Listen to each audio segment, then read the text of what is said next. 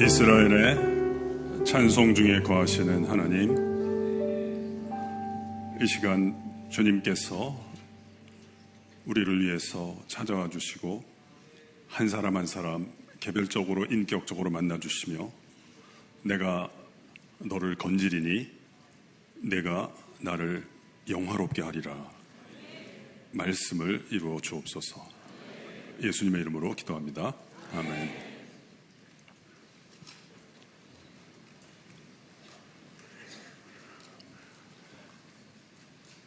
사람이 아침에 잠자리에서 일어나면 완전히 다 깨어나기 위해서는 세 가지가 있어야 된다고 합니다. 첫 번째, 우리의 몸이 깨어나기 위해서 우리의 몸은 운동을 필요로 한답니다. 두 번째, 우리의 정신이 깨어나려면 우리의 정신은 미소를 필요로 한답니다. 세 번째, 우리의 영혼이 깨어나려면 우리의 영혼은 사랑한다는 한마디를 필요로 한답니다. 이 말은 비록 제가 한 얘기지만 대단히 좋은 이야기입니다. 루이스가 쓴 나니아 연대기 1권 마법사의 조카에 보면 아슬란이 나니아 세계를 창조하고 이렇게 네 가지 명령을 하죠. 깨어나라, 사랑하라, 생각하라, 말하라. 제가 이거 순서 시험에 냅니다. 사랑하라가 1번이 아니에요. 깨어나라가 1번입니다. 생각하라, 말하라는 아주 뒤에 있고 깨어나라. 항상 이 깨어나는 게 중요한 것 같아요. 그런 말 들었어요. 이 실패하는 분들은 늘 결심을 하고 목표가 많대요. 성공하는 사람은 루틴을 따라간다. 그런 말이 있어요. 그래서 내가 어떻게 내 몸이 깨어나고 정신이 깨어나고 영혼이 깨어나도록 만들까 중요한 것 같아요. 우리 간단하게 한번 실습을 해보겠습니다. 한번 같이 따라해 볼까요? 우리의 몸은 운동을. 네, 우리 가볍게 실습하도록 하겠습니다. 내가 닿을 수 있는 가장 높은 하늘까지 한번 쭉 뻗어보시겠습니다. 이것을 많이 하시면 키가 큽니다. 쭉 뻗어보겠습니다. 방대 안 커지면 후대라도 반드시 커집니다. 잘하셨어요. 일어서서 찬양하느라 피곤하실 텐데 우리 이렇게도 한번 해볼까요? 여러분 기준으로 오른쪽으로 방향을 트시고 오른쪽 앞에 있는 사람 내가 피로를 풀어준다 하는 마음으로 너무 세게 말고 가볍게 안마하도록 하겠어요. 앞사람 가볍게 안마해 볼까요? 앞사람 등을 두드리면서 이야기합시다. 당신은 사랑받기 위하여 태어났어요.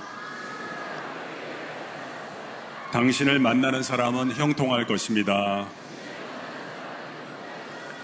좋은 사람과 결혼할 것입니다.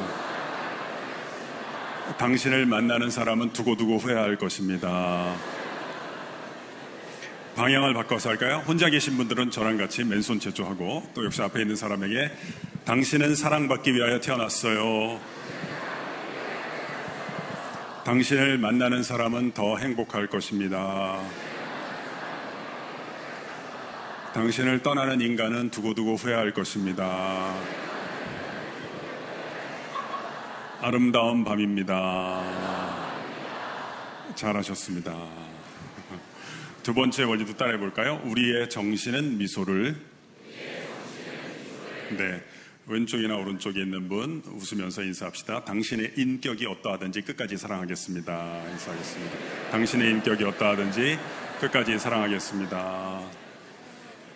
세 번째 원리도 따라해 볼까요? 우리의 영혼은 사랑한다는 한마디를. 네, 제가 늘 좋아하는 시 한번 또 외우고 싶어요. 제목은 하나님의 사랑으로 사랑합니다인데요. 내가 나의 사랑으로 나를 사랑했을 때 참 많이 노력을 해야 했습니다. 더 나은 내가 되기 위하여.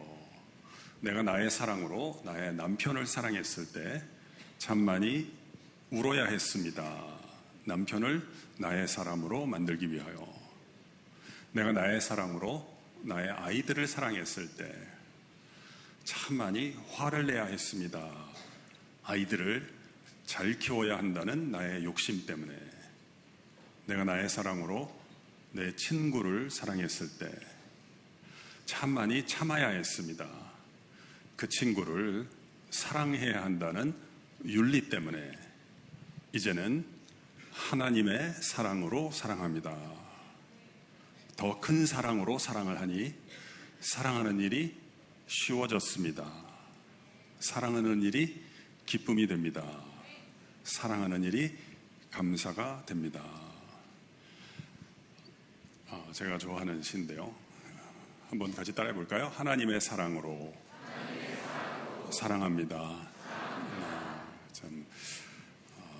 이 하나님은 이름 가운데 임재하시고 말씀을 통해서 우리를 만나주시고 흐름 가운데 우리를 옮겨주시는데 그 인간관계에서 어떻게 우리를 옮겨주시는가를 잘 보여주는 시라고 생각이 듭니다.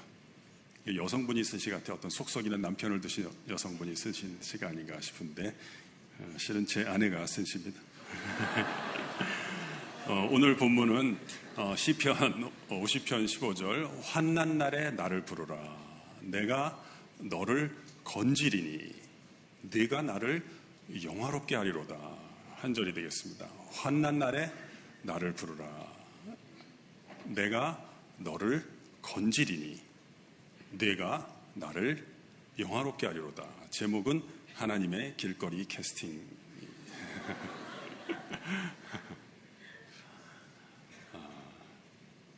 설교 내용은 우리가 불렀던 찬양을 해설하는 곡인데 나를 만들 서사 속에 깊어질 나를 원하네. 주의 발걸음 위에 내 발자국을 얻네. 이 구절을 해설하는 설교가 되겠습니다. 여러분 참 너무 설교를 잘 들으시네요. 계속 쳐다보니까 좀 부담스럽습니다. 1885년 138년 전에 우리는 이제 2023년 8월 24일에 모여서 집회를 하는데요. 138년 전 1885년 8월 30일에 우리는 서울에서 모이는데 영국의 런던에 태버나클 침례교회에서 메트로폴리탄 태버나클 침례교회에서 당시에 설교자였던 찰스 스펄전은 The Prayer of Robinson Crusoe, 로빈슨 크루소의 기도라고 하는 설교를 하였습니다. 그 소설을 읽어본 분들 계시겠지만 로빈슨 크루소가 난파돼서 배가 파손이 돼서 무인도에 혼자 살아남습니다. 10명인가 11명은 죽고 자기만 살아남습니다. 그러다가 아프게 됩니다. 성경책이 있었지만 거들떠 보지도 않았다가 아프게 되니까 자기 자신을 돌아보게 되고 성경을 폈는데 시편 50편 15절을 보게 됩니다. 환난 날에 나를 부르라 내가 너를 건지리니 내가 나를 영화롭게 하리로다. 이 내용에 대한 스펄전의 해설이 참 멋지고 아름답습니다. 여기에 보면 역할 분리, 과제 분리가 나온다는 것입니다. 첫 번째, 로빈슨 크루소의 몫이 있습니다. 환난 날에 하나님의 이름을 부르는 것입니다. 그 다음에 하나님의 쉐어, 하나님의 몫이 있습니다. 하나님께서 그의 기도를 들으십니다. 그리고 말씀하십니다. 내가 너를 건지리라. 다음에 또 로빈슨 크루소의 몫이 있습니다. 하나님의 약속의 말씀을 믿음으로 받아들입니다. 그 다음에는 또다시 하나님의 쉐어, 하나님의 몫이 있습니다. 네가 나를 영화롭게 하리로다. 내가 너에게 구원을 줄 것이며 나는 너를 통해서 영광을 취하리라 말씀하십니다. 여기 참 제가 좋아하는 문장이 나옵니다. Here is a delightful partnership. 여기에 행복한 동반자 관계가 있습니다. 이게 신앙이죠. 나는 내 몫을 하고 하나님께서는 하나님의 몫을 하시면서 숨이 다할 때까지, 아니 그것을 넘어서 영원에 이르기까지 행복한 동반자 관계를 펼치는 것이 신앙이고 이것이 복음입니다. 내가 원하는 대로 뭐 이루는 게 아니라 그건 이루고 난 다음에 또 그 다음에 또 파산이 있는 것입니다. 건강하고 난 다음에 또 그 다음에 노쇠함이 있는 것입니다. 그 모든 우여곡절을 거쳐서 나를 또는 우리를 만드실 서사를 이뤄가는 것입니다. 제 친구 목사님이 그 교회에서 성경 필사를 합니다. 성경을 씁니다. 그걸 뭐라고 부르느냐? 서바이블이라고 합니다.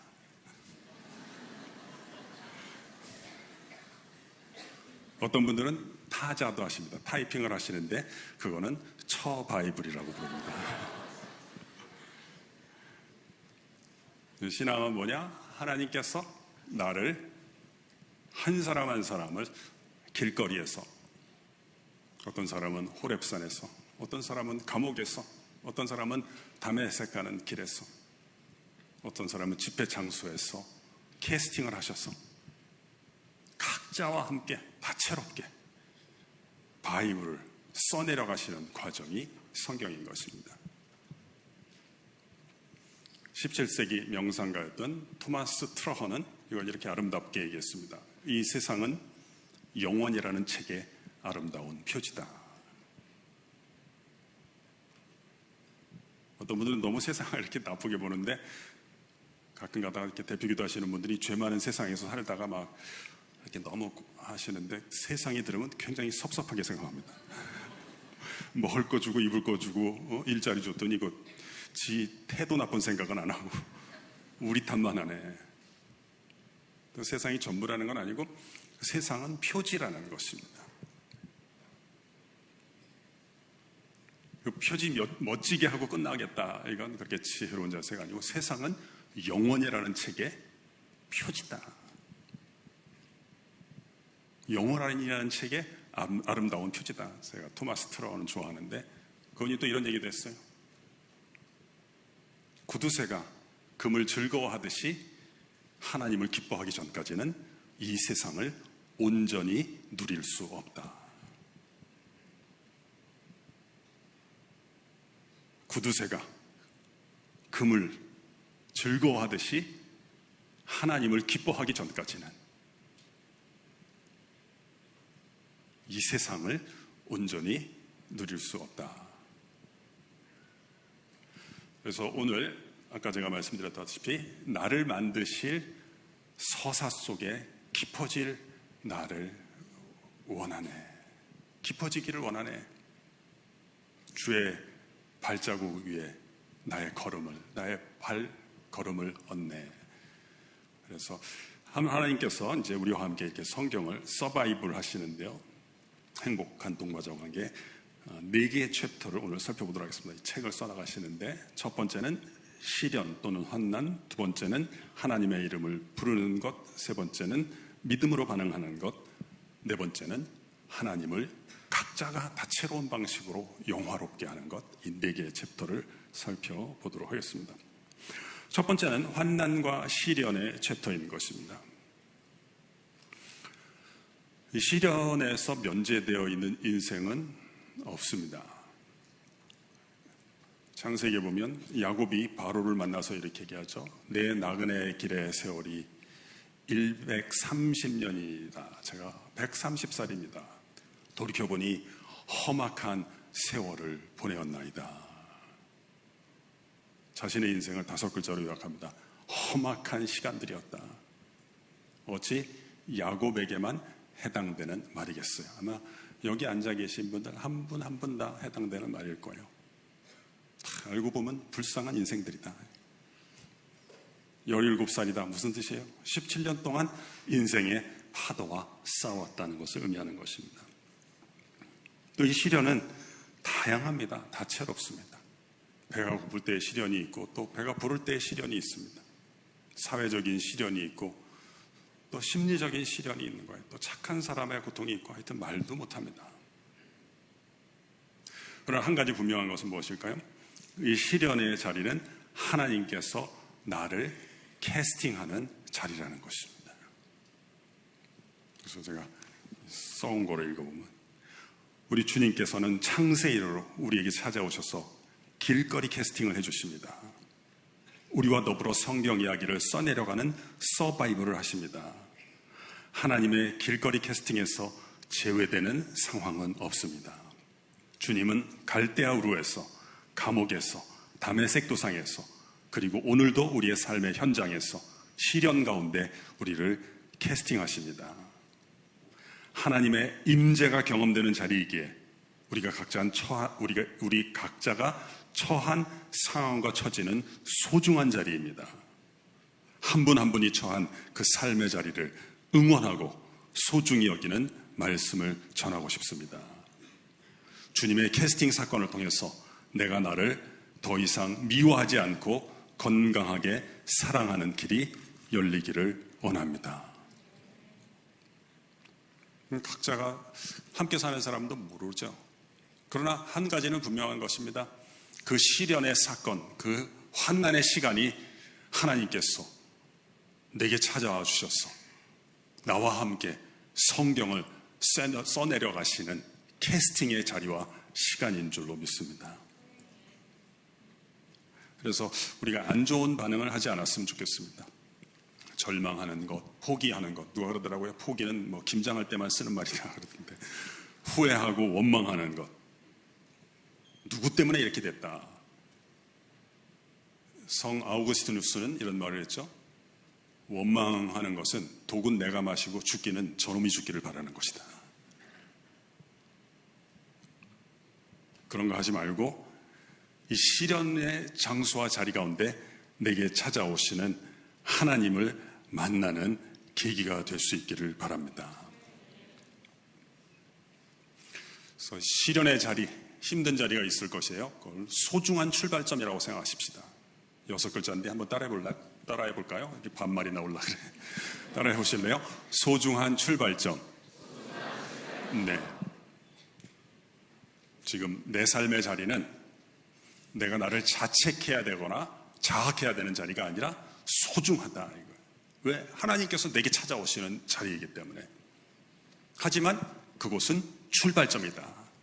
목표 지점은 아니다. 이게 첫 번째 챕터에서 우리가 기억해야 될 것입니다. 두 번째는 환난 날에 나를 부르라 말씀하십니다. 하나님의 이름을 부르는 것. 원하는 걸 달라고 하기 이전에 하나님의 이름을 부르기만 해도 이미 기도는 된 것입니다. 하늘에 계신 우리 아버지요. 우리 주님께서는 이렇게 기도하라고 말씀하셨죠. 하늘에 계신 우리 아버지요. 아내가 그러더라고요. 이걸 보더니 하나님이 하늘에 계신 게 너무 좋대요. 뭐가 좋으냐 그랬더니 하늘은 어디에나 있지 않냐는 거예요. 일리가 있다 생각했어요. 지하실에 내려가도 고개 만들면 하늘이니까. 제가 전전주에 우리 김남국 목사님 그 메시지 전하시는 거 은혜를 받았는데요. 거기 김 목사님께서 청년 시절에 힘드셨다 그러잖아요. 그래서 기도원에 가셔서 하나님 저 남국이 왔습니다. 이름만 부르면 기도가 되는 것입니다. 원하는 걸 달라 하기 전에 먼저 중요한 것은 이름을 부르는 것이다. 하나님께서는 이름 가운데 임재하시고 말씀 가운데 만나주시고 흐름 가운데 나를 옮겨주십니다. 그 중에 챕터 2가 뭐냐? 두 번째 장이 뭐냐? 하나님의 이름을 부르는 것이다. 옛날에 미국 교회에서 그 어떤 대표 기도자께서 장로님이신지 누군지 기도를 하는데 조금 이렇게 중언부언하고 뭐 언제 끝날지 모르게 기도를 하시더라는 거예요. 그랬더니 뒤에 성가대석에 앉아 계신 할머니께서 이렇게 속삭이셨대요. 장로님 너무 그렇게 길게 얘기하지 말고 하나님이라고 빨리 부르고 원하는 걸 달라 그러세요.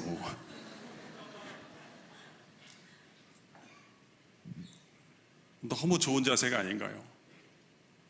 환난 날에 나를 부르라. 하늘에 계신 우리 아버지요. 이것도 대단한 겁니다, 사실은. 원래 우리는 하나님을 아버지라고 부르면 안 되거든요.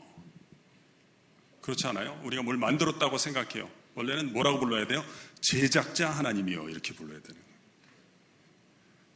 그런데 하늘에 계신 우리 아버지요, 이렇게 부른다는 게 뭐예요? 이미 하나님과의 친밀한 관계가 열린 것을 의미하는 것입니다. 이름을 부를 때 하나님께서 내 삶의 자리에 임재하십니다. 이름 가운데 임재하신다는 것입니다. 하나님의 이름을 부르는 것, 제가 하나님의 이름을 부르는 것 가운데 뭐 우는 것도 힘들면 눈물 흘리는 것도 좋은 기도가 됩니다. 예전에 어떤 분이 아들 둘이 있었대요. 아빠가 이제 아이스바를 사주지 않아요? 그러면 이 형이 야갔답니다. 이 동생을 살살 꼬셔가지고 자기 건 먼저 먹어버리고 우리 가위바위보를 해서 이긴 사람이 한 입씩 빨아먹게 하자. 이 동생이 싫다 그래야 되는데 어수룩해가지고 그걸 또 좋다고 한답니다. 그럼 또 형은 얼마나 야갔는지 처음에 한두 판은 일부러 져준다는 거예요. 모든 사기꾼들의 속성이죠.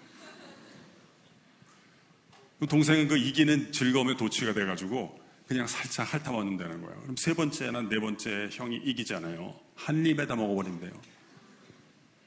그리고 동생이 우는데 보면 울 때 형을 향해서 울지 않고요. 꼭 안방을 향해서 운대요.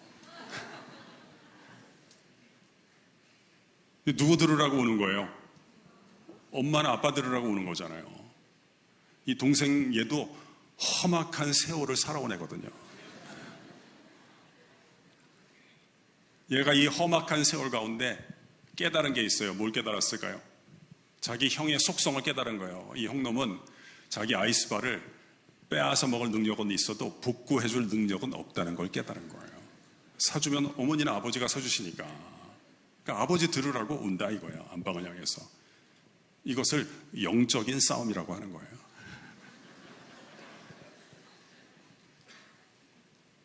환난 날에 나를 부르라.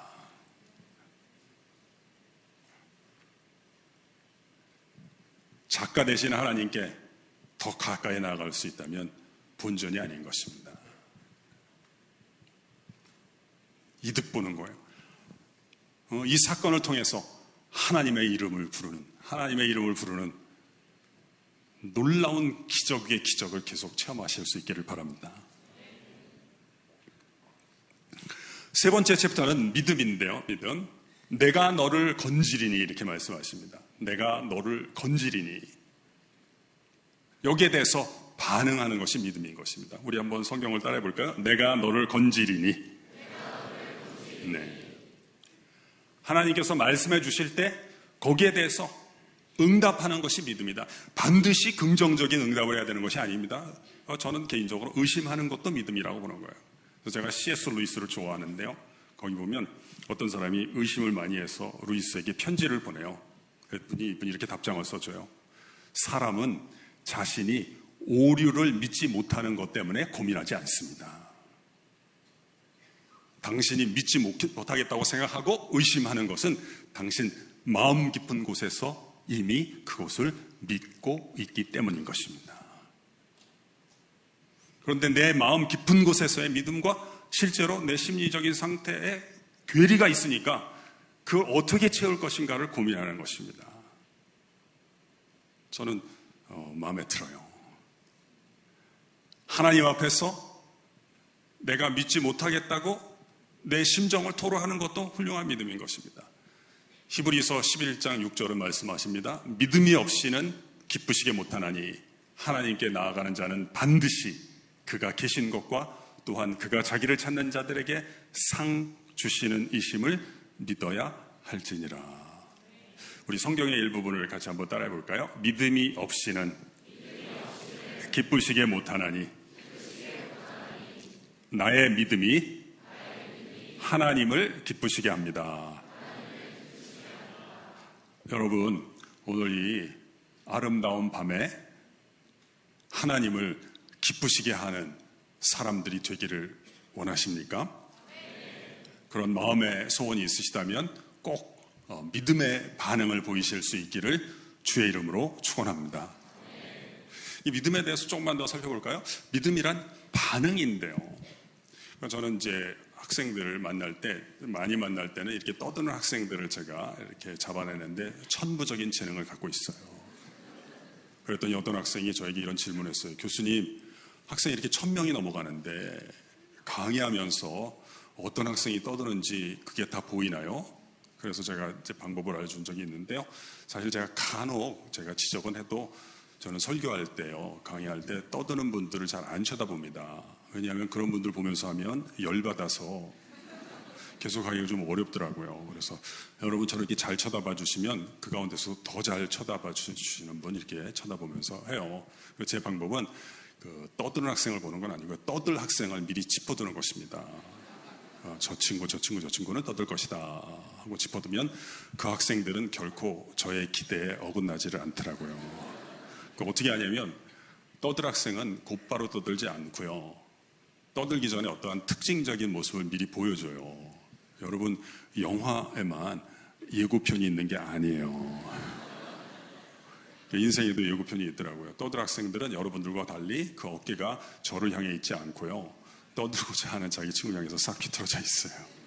그래서 이제 기회가 생기면 떠드는데요. 저는 이것을 제가 많이 봤는데 이것을 통해서 알게 된 게 뭐냐. 인생에서 자세가 참 중요하구나.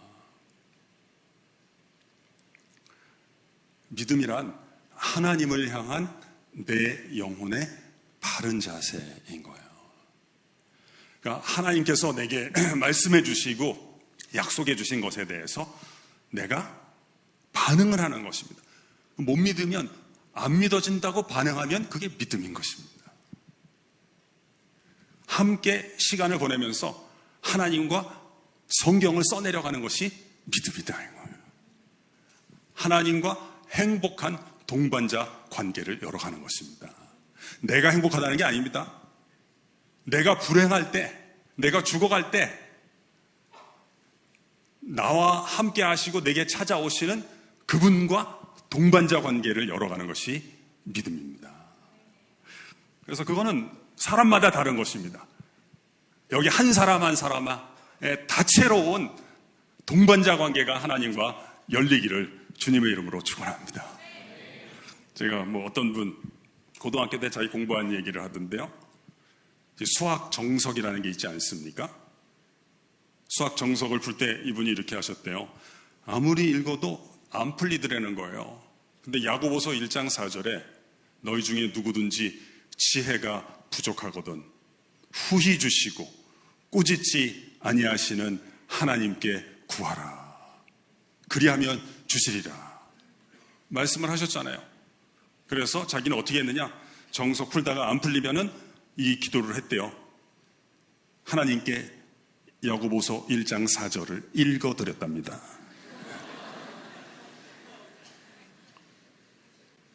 하나님은 언제 제가 지혜를 달라고 했습니까? 하나님이 주시겠다고 약속하지 않으셨습니까?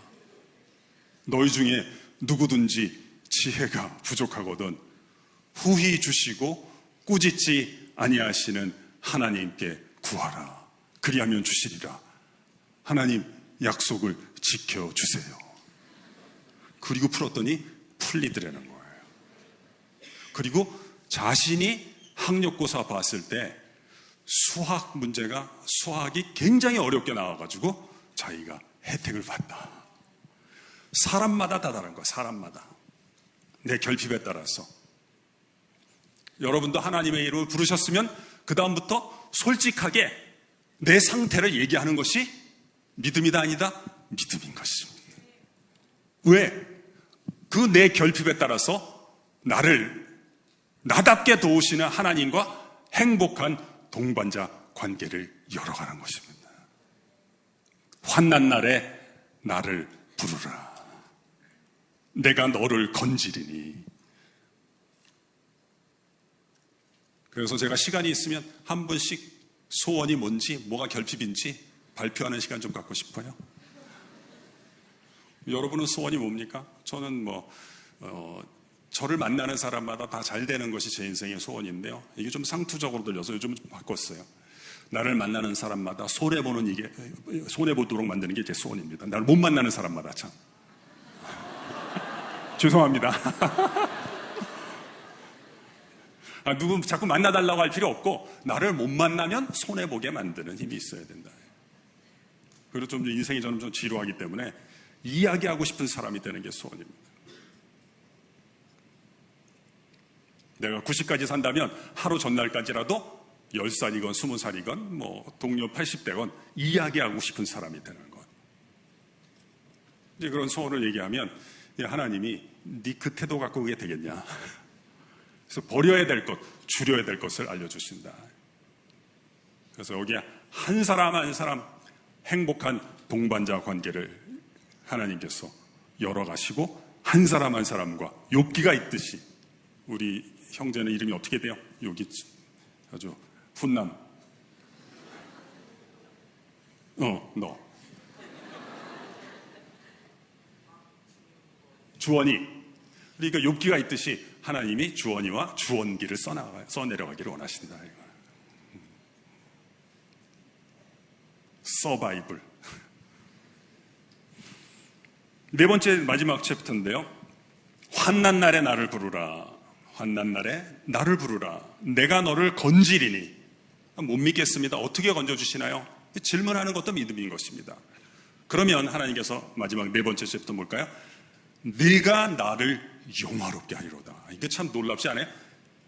하나님께서 내가 너를 영광스럽게 한다는 식이 아니라 요 성경 구절에서는 네가 주원이가 하나님을 영화롭게 하리라는 거예요.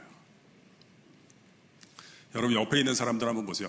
옆에 있는 사람들은 각자 고유한 방식으로 하나님을 영화롭게 할 사람들인 거예요. 지금 제가 한 얘기지만 너무너무 중요한 얘기라는 거예요. 그래서 우리가 왜 인간관계가 안 좋냐?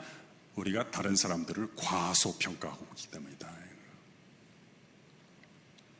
C.S. 루이스가 영광의 무게라는 설교 제일 마지막에서 뭐라 그래요? 성찬식의 떡과 포도주 그 다음으로 가장 거룩한 것은 우리의 동료 인간들이다.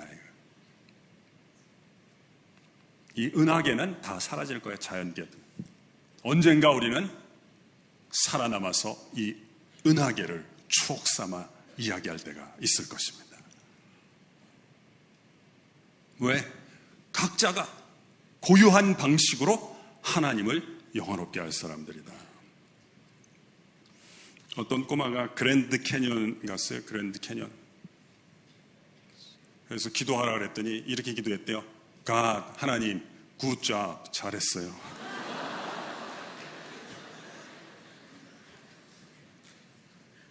이게 아마 여러분과 저의 나중의 기도가 될 거예요. 하나님, 내가 그때 너무 힘들었는데 내게 찾아와 주셔서 내 인생의 그랜드 캐년, 이런 대협곡을 만들어 주셨군요. God, good job.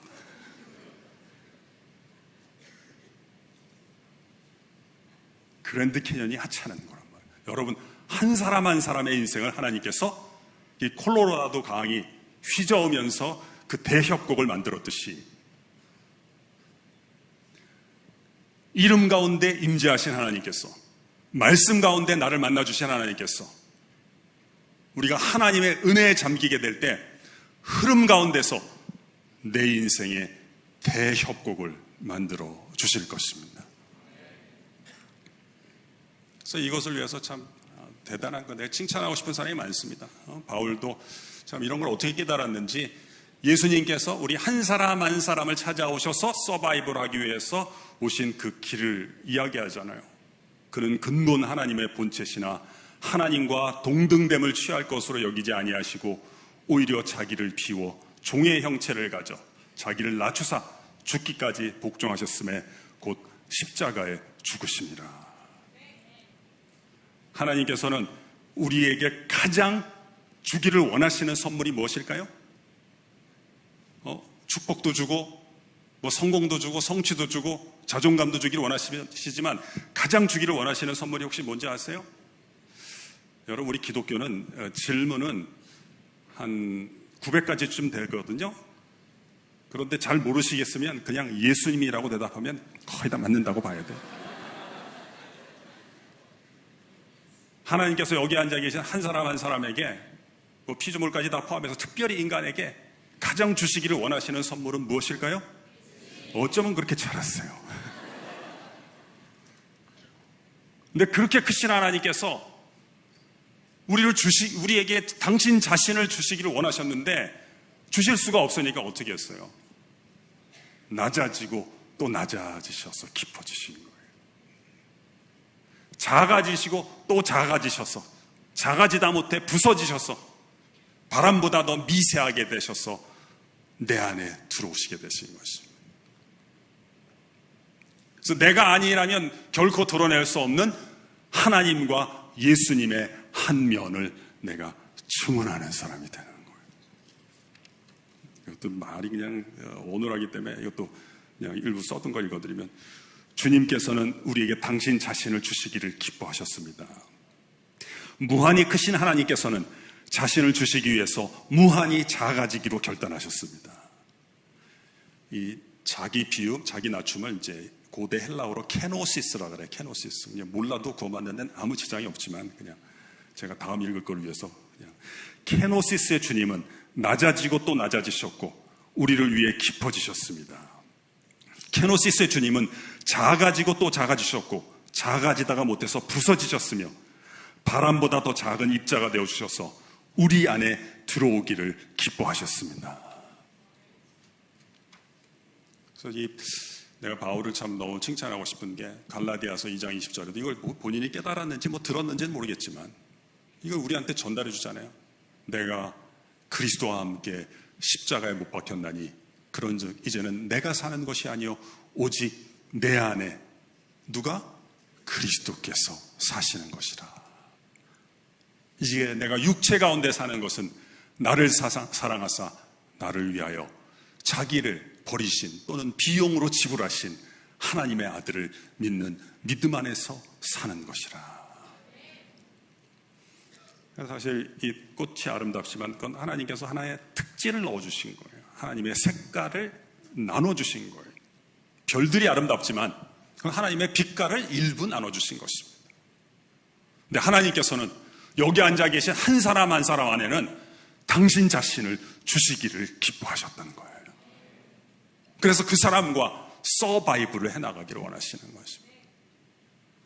그래서 인생에는 항상 이중적 역할이 있는 것입니다. 각 사람이 주인공이신 것입니다. 이 집회 마커스를 왜 하는 거예요? 주원 입장에서 보면 주원이 한 사람을 위해서 이 집회를 하는 겁니다. 각자가 다 사실인 거야. 이 한 사람을 위해서 하나님께서 옆 사람을 배치하시고 소진영 자매로 찬양을 인도하게 하시는 거예요. 주원이를 위해서. 그러나 주원이에게 또 두 번째 역할이 있어요. 옆에 있는 누나가 그런 주연이니까 다른 사람에게 조연의 역할을 감당하는, 모든 인간에게는 이중적 역할이 있는 것입니다.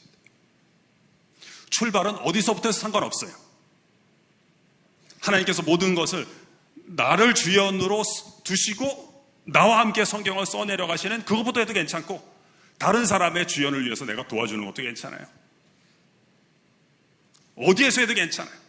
그러나 이 이중적 역할이 하나님께서 내게 맡겨주시는 역할이다. 이러한 것을 저는 유일감이라고 부릅니다. 유일감. 이 자존감의 건강한 토대는 내가 이 우주에서 유일한 존재라는 것을 깨닫고 누리게 될 때 이게 다른 그 어떤 것들도 빼앗아갈 수 없는 진정한 자존감의 초석이 되는 것입니다. 그래서 요한을 좀 또 칭찬하고 고맙게 생각하는 게 요한계시록 2장 17절에 보면 이렇게 되어 있어요. 이기는 그에게는 내가 흰 돌을 줄 터인데 흰 돌에는 새 이름이 기록되어 있을 것이며 그 새 이름은 받는 자 외에는 알 사람이 없으리로다. 무슨 말이에요? 하나님과 나 사이에 오직 나만이 아는 하나님의 아름다움과 탁월함이 있다는 거예요. 내가 하나님과 이 성경을 써내려가는 것에는 우주사적인 의미가 있는 것입니다. 좀 복잡한 얘기를 하면 단순히 구원의 의미만 있는 것이 아니라는 거예요. 구원의 의미만 있다면 저는 좀 늘 불만이었어요. 그러면 차라리 아프게 하질 말지. 구원의 의미도 안 중요한 것은 아니지만 내가 없더라면 하나님께도 손해가 되는 일이 있다고 하나님은 보신 것입니다. 만약에 주원이가 없다면 주원이를 통해서 드러나지 못했을 하나님의 아름다움이 있는 것입니다. 물론 주원이가 없더라도 하나님께는 그 탁월함이 있어요. 그러나 주원이의 증언이 없었더라면 결코 드러나지 않았을 하나님의 아름다움과 영광이 주원이를 통해서 이 우주 역사 가운데 펼쳐질 줄로 믿습니다. 네가 대단한 거야. 내가 이 얘기하려고 온 거야. 이 고유함, 이 유일감. 이제 매듭을 지어야 되겠어요. 우리가 이렇게 또 함께 모여서 찬양하는 것이, 이 기쁨을 누리는 것이 감사하지만 또 내일 출근해야 될 사람에게는 무슨 의미가 있을까요?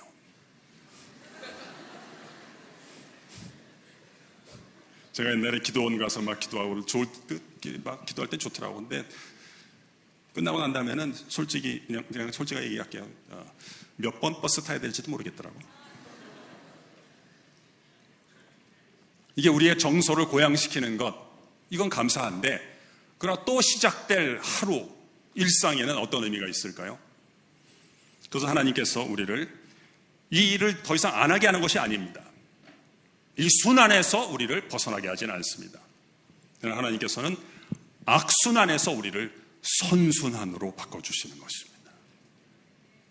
다람쥐 쳇바퀴 도는 것 같은 공허한 순환이 아니라, 또 동일한 직장에 출근하고 같은 사람을 만나지만 이것을 선순환으로 바꿔주셔서 허공에서 도는 수레바퀴가 아니라 땅을 닿고 나아가면서 저 본향을 향해서 나아가게 되고 하나님의 영광을 향해서 나아가게 되는 선순환의 길을 열어주실 것입니다. 그래서 자전거 타는 걸 좋아하는데요. 자전거 타면서 바람을 맞기 위해서 탑니다. 자, 이거보다 더 작게 미세한 입자로 나에게 찾아오시는 하나님. 그리고 자전거 타다 보면 바람 소리가 제일 많이 들리고요. 또 타이어 접지 소리가 많이 들립니다. 이 타이어가 땅을 만나면서 한 걸음 한 걸음, 한 발자국 한 발자국 나아가게 만드는구나. 그래서 하나님께서 우리 한 사람 한 사람 고유하게 독특하게 사랑하시는 하나님께서 당신의 다채로운 아름다움을 펼쳐가시는데 우리의 일상이 쓰임받을 수 있길 바라고요. 토마스 트러건이 얘기한 대로 구두쇠가 금을 즐거워하는 듯이 하나님을 기뻐하면서 우리에게 맡겨주는 이 시간들을 영화롭게 하고 하나님을 영화롭게 하는 우리의 일상이 될 수 있기를 주님의 이름으로 축원합니다. 기도하겠습니다. 우리 다 같이 함께 기도하십시다. 제일 먼저 중요한 것은 무엇일까요? 하나님이 내게 찾아오시는 분으로 하나님의 이름을 부르는 것입니다. 하나님은 이름 가운데 임재하십니다. 두 번째, 하나님께 이야기하고 싶은 사람이 되고 싶습니다. 말씀 가운데 우리를 만나주십니다. 세 번째, 하나님께서는 흐름 가운데 우리를 옮겨주십니다. 나를 만들 서사 속에 하나님 깊어지기를 원합니다. 주님의 발자국 위에 나의 발걸음을 얹기를 원합니다. 하나님, 하늘에 계신 우리 아버지여, 또는 주여 니시오니까, 주여 무엇을 하오리까 질문하면서 하나님께 나아가면서 하나님과 함께 서바이벌의 인생을 열어나갈 수 있기를 바랍니다. 환난 날에 나를 부르라. 내가 너를 건지리니 네가 나를 영화롭게 하리로다. 이 말씀을 붙들고 우리 다 같이 하나님 앞에 기도하면서 나가겠습니다. 다 같이 기도하겠습니다. 하나님 아버지, 하나님께서 이미 소중하게 품으시고 귀하게 쓰기 원하시는 당신의 사람들